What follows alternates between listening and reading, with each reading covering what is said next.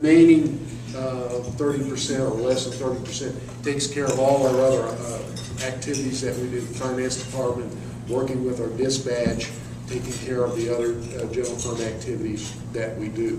So you get an idea of the magnitude of the operations that we have. As I mentioned, this year we have a $27 million expenditure budget just passed by our commission, and we've got a lot of things that we're going to attempt to accomplish in maintaining the services in the city, as well as trying to make improvements in our infrastructure. Things that we've been working on. I'm sure everybody's heard a lot of discussion about our green spaces and our cemeteries, and we're working to keep those up. Police and fire are always a challenge for a city to have well-trained, certified individuals. We need to attract those people to our community. We need to keep them in our community. And that's a large part of where our emphasis goes.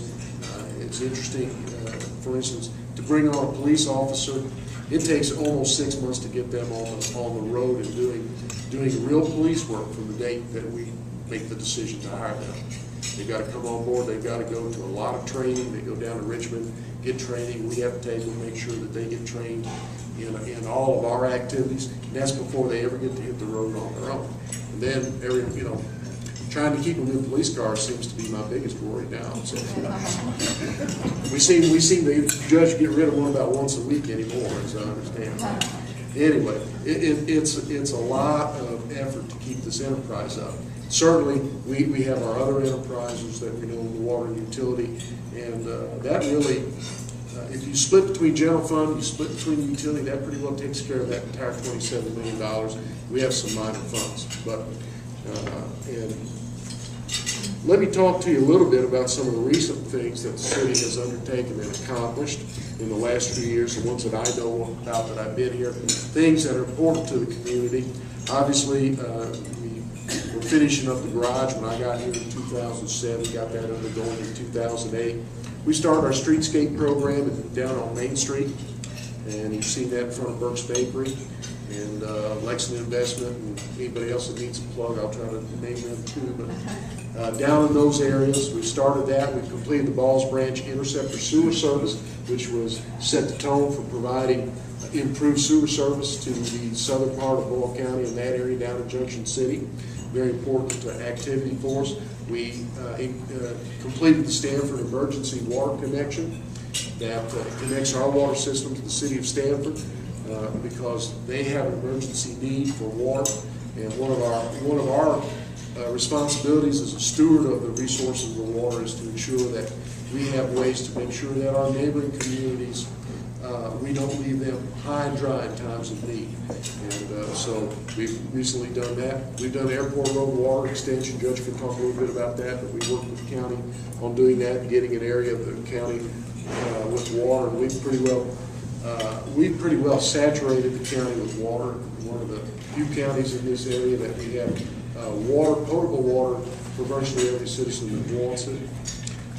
We've recently updated and added to our public safety administration facility.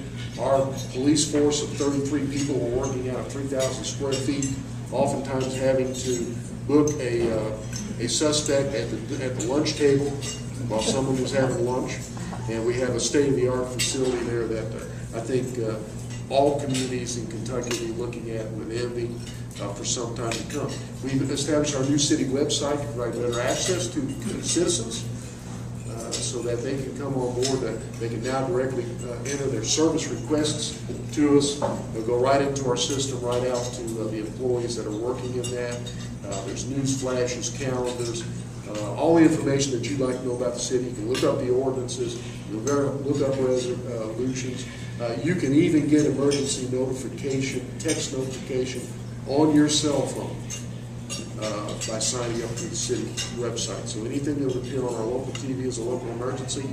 If you want to get notified by text on your phone, go to our website, hook up that link, and it's pretty simple to do.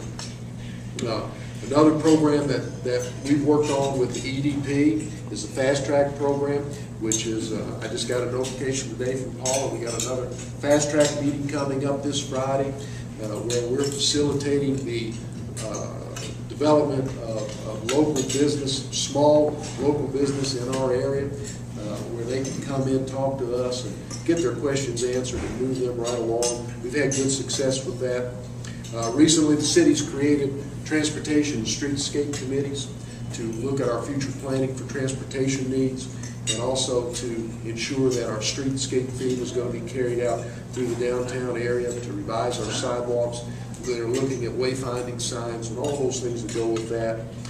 We've initiated our automatic meter reading system, which is going to provide greater accuracy and reduce our manpower costs, so that we can have receive radio information from our meters, where our meter readers do not have to go take the lid off and try to see what the dial says. We can pick all that up. We just got a new state-of-the-art fire truck, and if you didn't get down to City Hall to see it at our last commission meeting, keep your eye out, look for engine number 12. State-of-the-art, and Chief Woody Ball reminded me that 25 years ago, the fire department was really about fighting fires, and now the fire department is about rescue. They're about hazmat containment as well as fires, and this new truck reflects all that technology that we need to meet those needs. So we've got a state-of-the-art fire truck.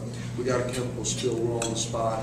We need extrication, someone in an accident, we've got all the material right there on that truck, and we can respond and go to that. Lastly, the new solid waste and recycling contract that we just negotiated and actually received a reduction in our solid waste pickup cost on a monthly basis, and have that locked in. And now we're going to have curbside recycling in the city of Danville. It's going to bring us forward. And I was having a discussion with someone the other day, and they said, you know, when you look at the list of tops in cities, you know, you always see recycling. Curbside recycling is one of those items listed that put you in those top 20, top 10 lists. And so we're pleased that we're going to have a cleaner, greener community because we're going to do the curbside recycling. On the horizon, obviously we're going to continue our streetscape improvements. The next phase is going to be to finish the sidewalk down in front of the new Public Safety Administration facility. As soon as we get the heavy equipment out of that area, we're going to come in, and that will be taken care of. We're looking right now to secure our water needs for the next 40 years, and we're working with KU or Eon Energy and talking about our needs for the next 40 years for water, not only for the city of Danville and the county of Boyle, but all of our wholesale customers in central Kentucky that we're a regional supplier to. We're working to secure those and make sure that we have adequate water supply in this community. And as we all know, not only is that important to us individually for our own health, but it's also important to us as a lifeblood for the economy. If we don't have good potable water availability, we're not going to grow as a community. Coupled with that, we're going to be looking for a new water treatment facility to increase our capacity to meet our planned needs for the next 40 years. And we're hoping that we can get that going by 2014. That's going to be necessary to meet increasing demands and meet the new water standards that have been set before us by the state and federal government. We're going to continue with our AMR program so that we can get better accuracy reading of our meters. We're looking for improvements at our water intake station out at Harrington Lake. That's a big part of making sure that we have a consistent water supply, and that'll also include installing the generator to make sure we have alternate sources of power out there. We're also looking, we'll be making improvements to aging sanitary sewer pump stations that we need to continue to make sure that all the wastewater that's generated is taken to our facility where we can treat it. And by the way, if you haven't been out to the sanitary sewer treatment plant, I don't necessarily recommend you go. But I do want to tell you, and we're very proud of this, is that the water that comes out of our discharge is cleaner than the water it goes into in that, and so it's improving that. And our next step out there is we're